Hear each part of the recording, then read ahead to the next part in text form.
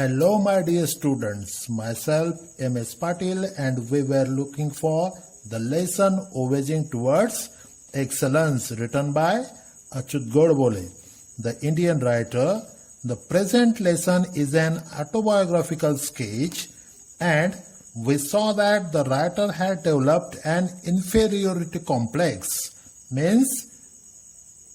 Inferiority complex means Nunaganda, and wanted to run away from IIT. And what was the reason? The reason was that the writer was poor in spoken English. तर इथपर्यंत आपण पाहिले होते. आता आपण next paragraph पाहू. Page number 80, last paragraph. I felt extremely humiliated and upset. As it is, I was feeling quite depressed and diffident, and this incident was the last straw. याच्या आधी आपण पाहिलं की एक सिनियर मुलगा आहे, तो रायटर जवळ येऊन बसतो आणि तो अतिशय सोफिस्टिकेटेड इंग्लिश बोलतो. रायटर जे आहेत तर रायटरला त्या गोष्टीबद्दल खेद वाटतो. तो मुलगा ॲरोगंट आहे. Writer says that he wanted to pull my leg, म्हणजे खिल्ली उडवतो, रायटरची खिल्ली उडवतो. आणि या गोष्टीचं रायटरला अतिशय चुकीचं फील होतं. तो कॉन्व्हर्सेशनमध्ये अतिशय पुअर होता आणि अशा पद्धतीने 5 मिनिटांनंतर तो मुलगा तिथून चालला गेला. But the writer was feeling insulted. आणि या गोष्टीमुळे रायटर आता कसं फील करतो आहे? Feel depressed and diffident. Depressed म्हणजे उदास त्यांना वाटतं आहे. Diffident means lacking confidence. Here we have the meaning of diffident, lacking confidence. आता रायटरने आत्मविश्वास गमावलेला आहे आणि त्यामुळे रायटर आता हताश झालेला आहे. I was almost broken. Writer पूर्ण खचून गेलेले आहेत. I felt out of the place there and literally wanted to run away to Solapur that very moment. आता रायटर एवढे उदास झालेले आहेत की त्यांना असं वाटतं आहे की आपण मुंबई सोडून, IIT सोडून याच क्षणाला सोलापूरला निघून जावं. However, it was only my self-esteem which stopped me. However, तरी देखील माझा जो सेल्फ एस्टीम आहे, म्हणजे आत्मगौरव ज्याला आपण म्हणू शकतो, तर त्याने मला थांबवून ठेवलं. Suddenly, a feeling of determination and strength came over me and gripped me.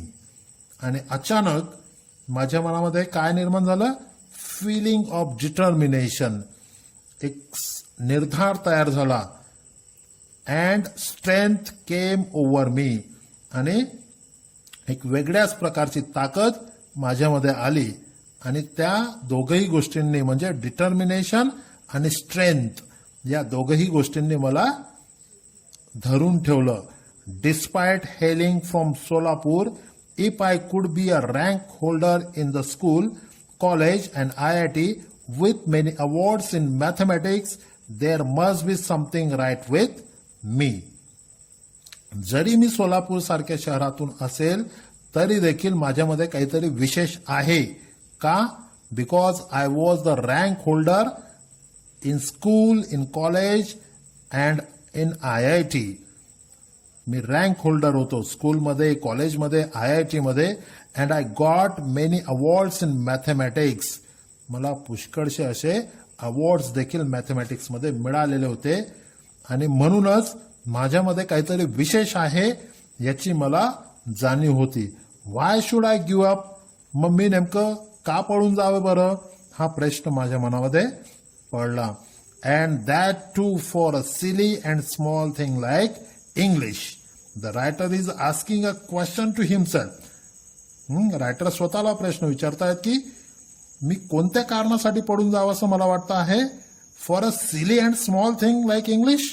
English सारख्या छोट्या आणि साध्या अशा रिझनसाठी मला इथून पडून जावं असं वाटतं आहे का? I was not to give up any more and I was determined to fight back. आणि मी आता पडून जाणार नव्हतो. आय डिसाइडेड, मी ठरवलं होतं की मला फाईट करायची आहे, लढा द्यायचा आहे. माझ्यामध्ये काही कमतरता असतील, काही उणीव असेल तर ती उणीव मी भरून काढेल. Though I am poor in English, I will try to make myself fluent. Okay, so the writer has decided, now he is determined to fight back. Okay, at I climbed the stairs of my hostel room. My plan was ready in my mind. आता मी हॉस्टेलच्या पायऱ्या चढत होतो आणि माझ्या मनामध्ये योजना आखली गेलेली होती. Normally, most of us who are educated in vernacular languages such as Marathi think in Marathi before speaking in English, translate it in English, and then somehow to try to speak out these translated English sentences in an extremely awkward fashion. Just see the mentality of Marathi or any vernacular language speaker. Okay, vernacular. Vernacular means native or regional. जे स्थानिक भाषा. आता रायटरची स्थानिक भाषा काय होती? मराठी होती.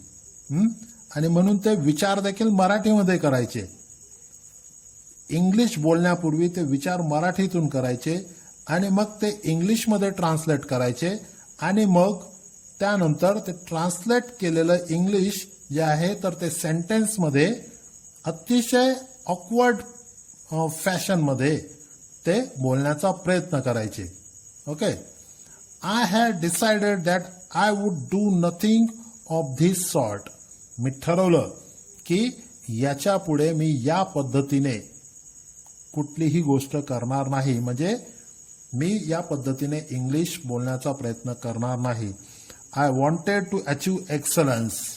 मला एक्सलन्स मिळवायचं होतं.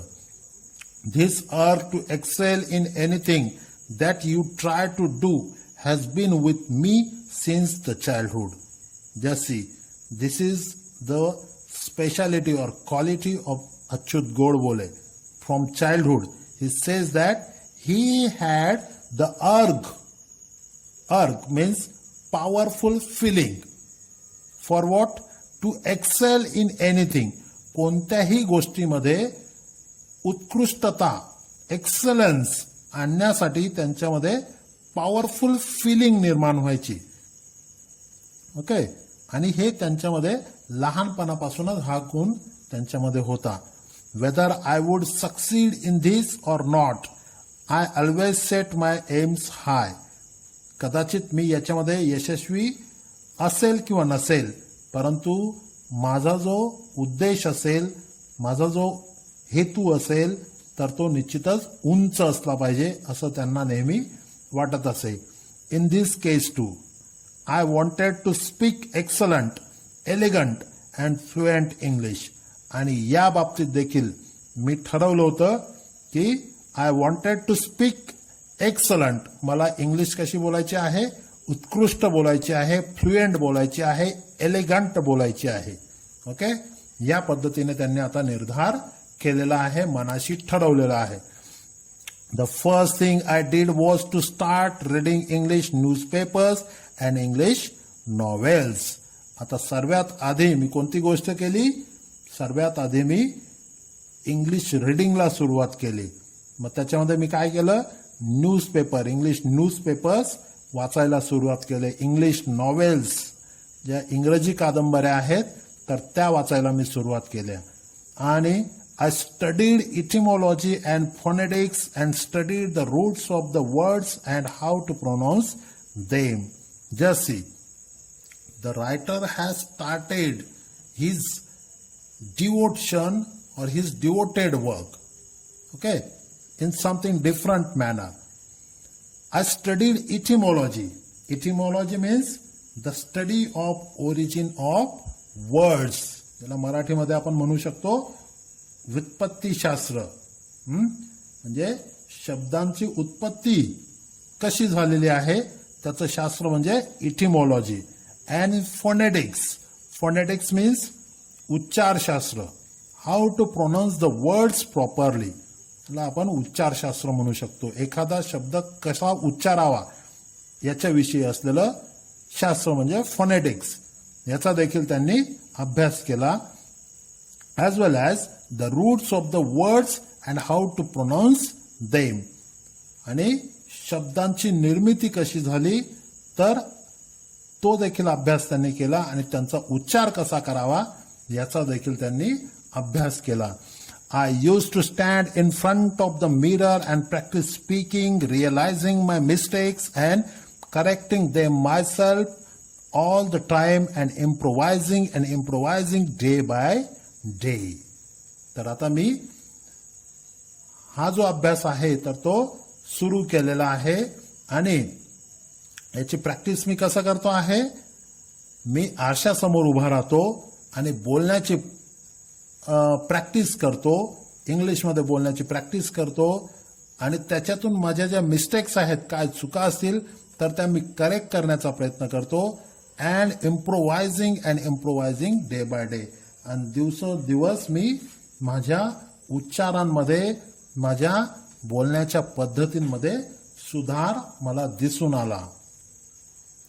It took about 9 to 10 months, by which time I started feeling quite confident about speaking in English at length with anybody. आणि या पद्धतीने मी सातत्याने 9 ते 10 महिन्यापर्यंत माझा हा अभ्यास, ही प्रॅक्टिस सुरू ठेवली आणि आता 9 ते 10 महिन्यानंतर आता मी लेंथ मध्ये बोलू शकतो कुणाशीही. My fear had vanished and I started feeling at home in my hostel. आता माझी भीती दूर चालली गेली, माझी भीती नष्ट झाली आणि आता मला हॉस्टेलमध्ये घरच्यासारखं फिलिंग येऊ लागलं. In my future career, out of 32 years in information technology field, I was a chief executive or managing director or head of software company with thousands of software engineers worldwide.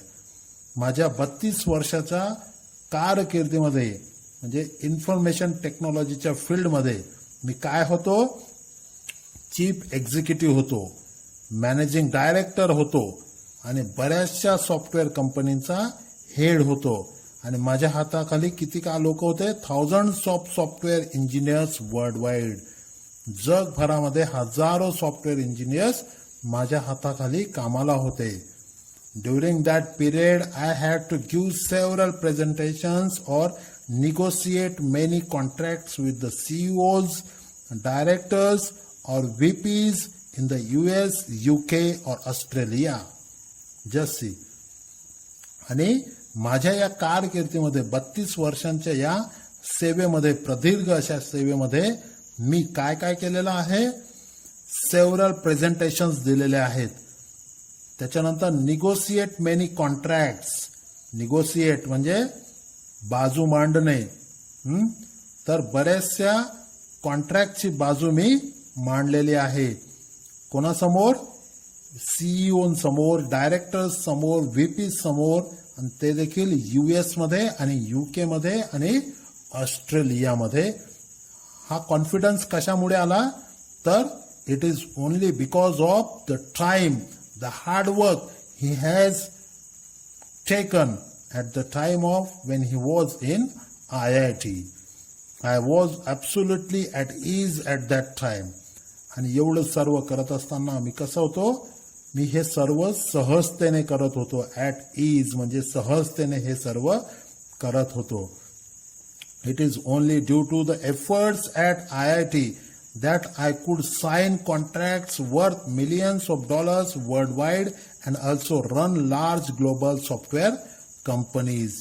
तर एवढं सर्व कशामुळे शक्य झालं मला, only because of the efforts I have taken in IIT मध्ये घेतलेल्या परिश्रमांमुळे मला हे शक्य झालं आणि म्हणूनच मी मिलियन्स ऑफ डॉलर्सचे जे कॉन्ट्रॅक्ट्स होते तर ते कॉन्ट्रॅक्ट साइन करू शकलो. At IIT I got fairly good marks in my first 2 years. However, a very important thing happened while I was in my 3rd year. आता IITला असताना सुरुवातीच्या 2 वर्षांमध्ये मला खूप चांगले मार्क्स मिळाले, पण मी जेव्हा 3ऱ्या वर्षाला गेलो I came in contact with about 15 to 20 extremely brilliant students, researchers, professors from IIT, TIFR and BARC. तर 3ऱ्या वर्षाला असताना मी साधारणतः 15 ते 20 मुलांच्या अतिशय ब्रिलियंट स्टुडंट्स जे होते, खूप हुशार असे विद्यार्थी होते, त्यांच्यापैकी बरेचसे असे रिसर्चर्स होते, प्रोफेसर्स होते आणि ते देखील IIT मध्ये, TIFR मध्ये आणि BARC मध्ये. TIFR means Tata institute of fundamental research and BARC means Bhabha atomic research centre. तर या वेगवेगळ्या ज्या रिसर्च सेंटर असतील तर इथून आलेले जे टॉपचे असे एक्स्ट्रीमली ब्रिलियंट असे जे लोक होते त्यांचे 15 ते 20 लोकांचा हा ग्रुप होता आणि त्या ग्रुपमध्ये मी आता सामील झालेलो होतो. They included top ranking students from IIT, visiting professors in America,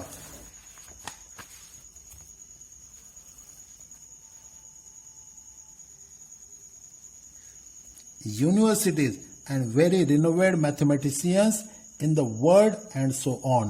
मी आधीच तुम्हाला सांगितलं की हे जे लोक होते तर ते वेगवेगळ्या युनिव्हर्सिटीजमध्ये प्रोफेसर होते, रिनोव्ड मॅथमॅटिशियन्स होते. I was instantaneously attracted to this group. Instantaneously means happening very quickly. मी सहजरित्या या ग्रुपकडे आकर्षित झालो. This friendship had a lasting impact on my life. आणि या मैत्रीचा माझ्या आयुष्यभरामध्ये माझ्या आयुष्यावर परिणाम झाला.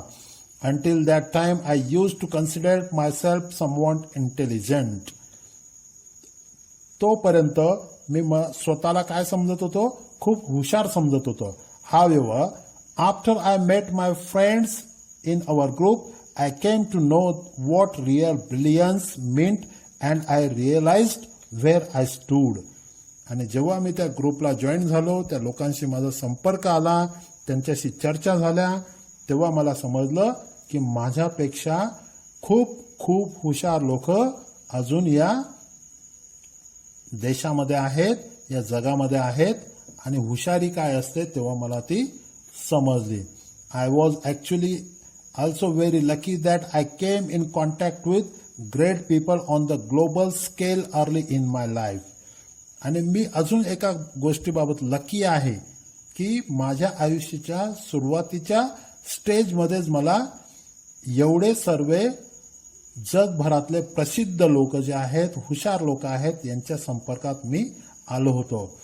लेटर माय लाईफ वेन मिस्टर नारायण मूर्ती left Patni to start Infosys, I started heading Patni's software division, occupying the same chair. आणि नंतरच्या आयुष्यामध्ये मी पटनी सॉफ्टवेअर डिव्हिजनचा चेअर झालो. चेअर म्हणजे मुख्य झालो. आधी कोण होतं? चेअर कोण होतं आधी? मिस्टर नारायण मूर्ती. नारायण मूर्तींचं नाव तुम्ही तर ऐकलंच असेल. तर नारायण मूर्तींनी त्यांची इन्फोसिस कंपनी स्टार्ट केली, सॉफ्टवेअर कंपनी इन्फोसिस.